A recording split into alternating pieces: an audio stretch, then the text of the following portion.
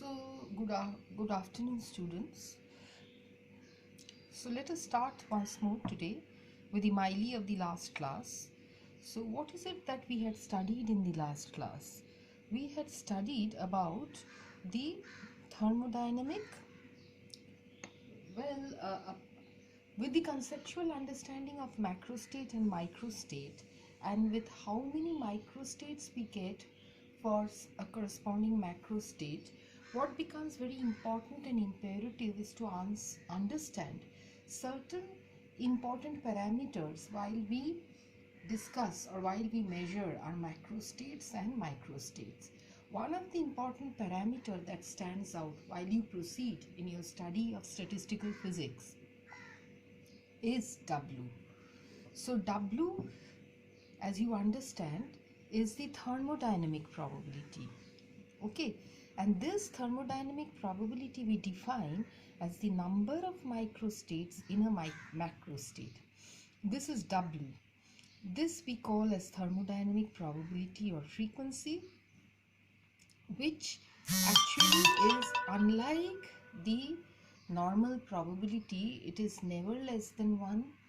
It is 1 and more, and it actually signifies the property of a macrostate to a large extent.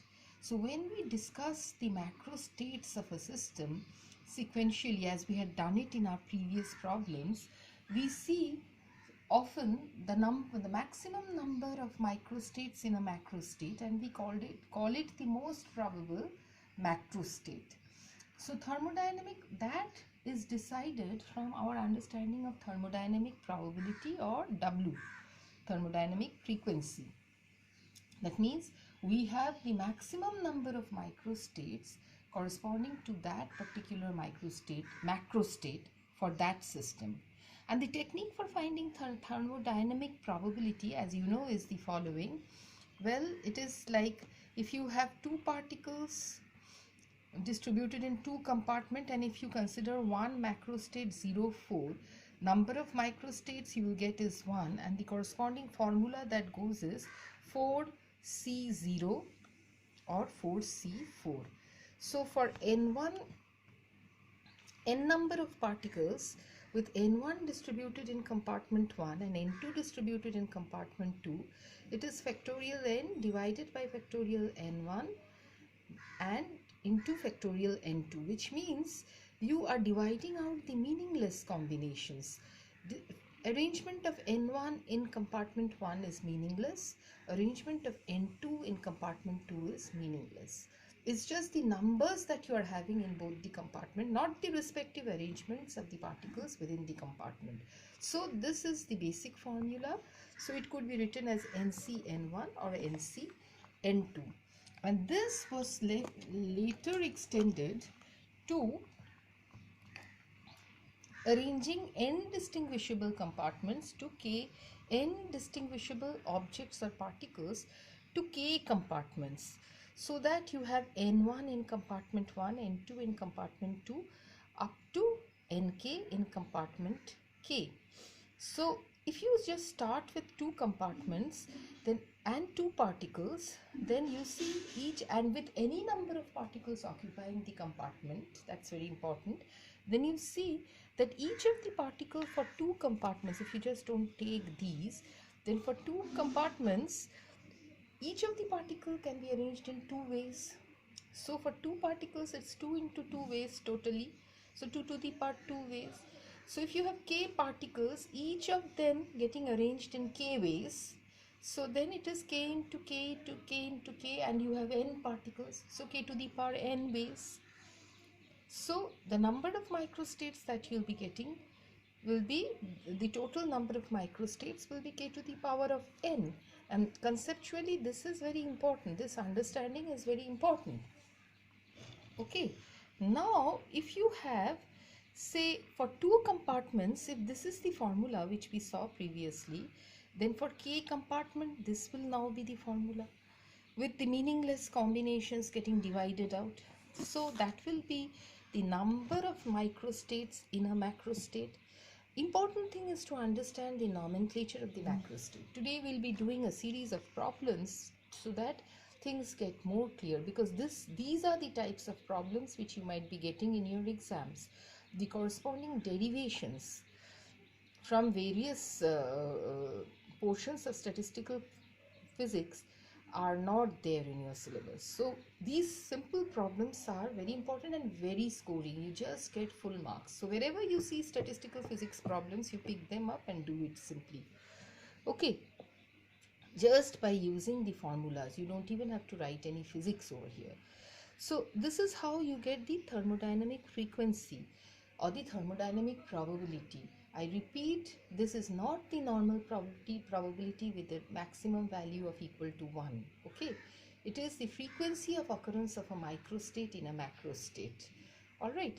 So, and the nomenclature of the state, macrostate, comes in this manner: n1, n2, n3, nk. The probability, corresponding probability, is W divided by total number of microstates. So this is actually the probability of the macrostate. Is that okay? So next what we did was the following. We wanted to kind of distribute n distinguishable particles into k compartments of unequal size. And each compartment, now because the compartments are of unequal size like this, equal a priori probability cannot be invoked if you consider particles distributed in the compartments as you did before. And so what you do, you divide the compartments into cells of equal size. And so when you divide the compartments into cells of equal size, you call that number Gi. So G1 cells here, G2 cells here, G3 cells here. Okay, and like that GK number of cells would be over here. So they are divided into compartments of unequal size, and here for G, G1 plus G2 plus G3 plus GK will be equal to capital G. Now all cells are of same size. The size of the cell is very small compared to the size of the particles. Okay, so that the probability of one microstate will be 1 by G to the power of n. Not only that, one important thing which I was not stressing yesterday was that, well, any number of particles can be accommodated in this cell. It's not that if one particle is here, that cell is occupied and no other particles can enter that cell. Okay, again another particle can also enter the cell. So do remember that. That will then make you understand the calculation properly. So what happens, therefore, you see, so if you take compartment number 1, then the number of ways of placing n1 particles in G1 cells, well, you can do it in G1 ways if you take the first particle. The second particle can also be distributed in these n1 cells in G1 ways. Third particle can also be distributed in the n1 cells in G1 ways. So if you have G1 cells over here, so it can be distributed into G1 to the power n1 ways. So that is it that we have over here. You see, the number of ways of placing n1 particles in G1 cells is G1 to the power n1. Okay, and the number of ways of choosing n1 particles out of n particles is NCN1. Okay, and that is this. That is given in this way. So total number of ways that you get for compartment number 1 is this, isn't it? So the same thing when we follow for compartment number 2, well, if we try the same thing for compartment number 2, now in compartment number 2, if n1 particles go in compartment number 1, then in compartment number 2 you are left with n minus n1 particles. So out of these particles, n2 particles have to be placed, okay, in G2 cells of compartment number 2. So this is the number of ways in which you can place G2 cells in compartment number 2. And therefore, the total number of ways of distributing n1 particles in compartment number 1 and n2 particles in compartment number 2 is this. As you see, the cross terms, they cancel. Like that, they will keep on cancelling, and ultimately you will be left with this when you extend this to k compartments. If you extend this to k compartments, extending to k compartments like this, what you get as a result is this.